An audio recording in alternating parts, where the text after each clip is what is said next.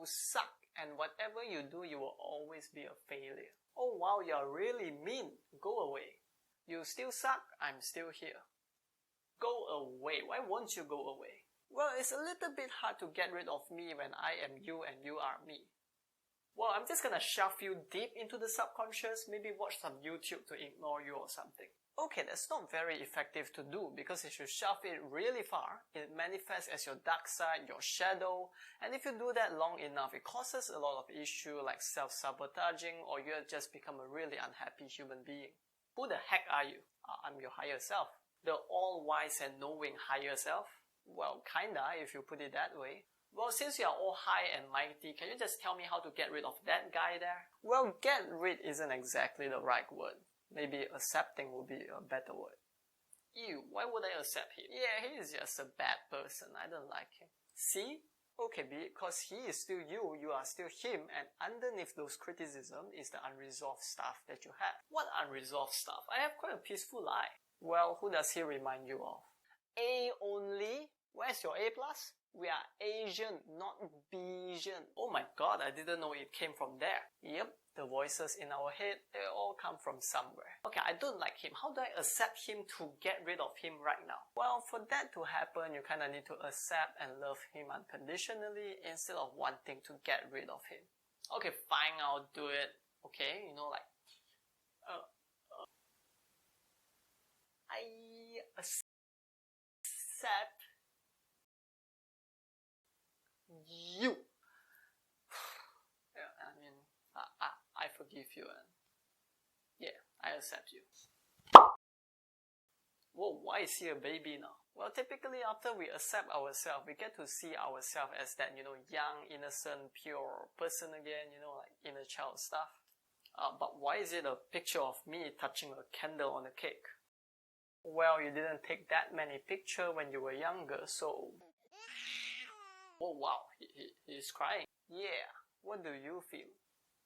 Oh yeah, he feels very different now. It's like I can understand his pain now. Oh yeah, I feel really sad now. I kind of want to cry with him too. Yeah, often people have things like sadness, anger, and that's really normal.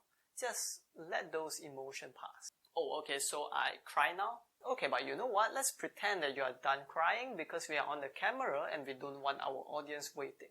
Sounds good? Well, okay, I'm done crying.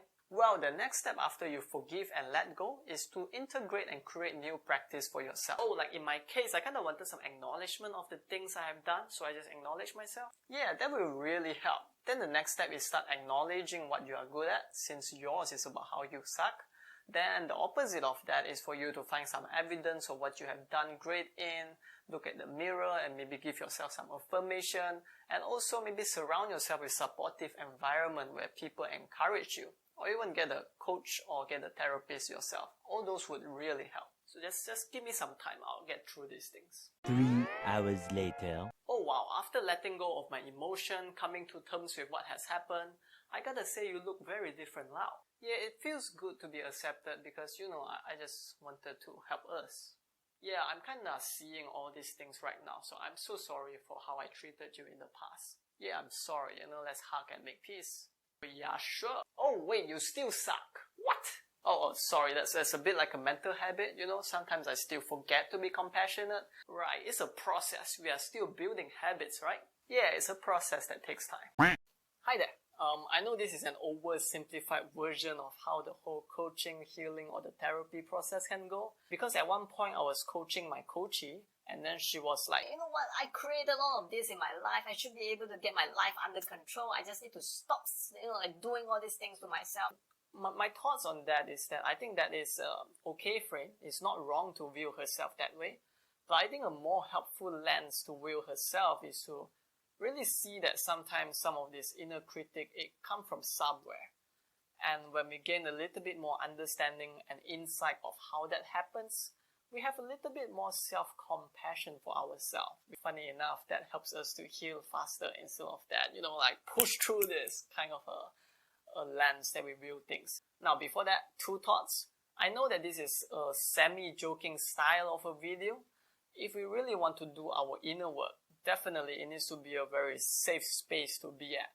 which means you talk to someone you trust, maybe get a coach you can trust, therapist you can trust, and that's when you can really work through some of this process. And the second thought is on the modality. Now, there's a lot of ways to work on our own psychology. I have had people who tell me that, years of examining all of this inner child, all of this past didn't work for me. But what worked for me was when I go through the CBT, Cognitive Behavioral Training, that focus only at the present. And I also have people who tell me that, years of therapies didn't work for me, but what worked for me was when I go to this healer, when I go to this coach, and they really find out what is at the root that is causing me all these things. So there's no right or wrong, right? Ultimately, just pick the modalities and pick the method that works best for you. So that's it for today's video. I hope it is helpful for you. Have a great day, and I'll see you next time.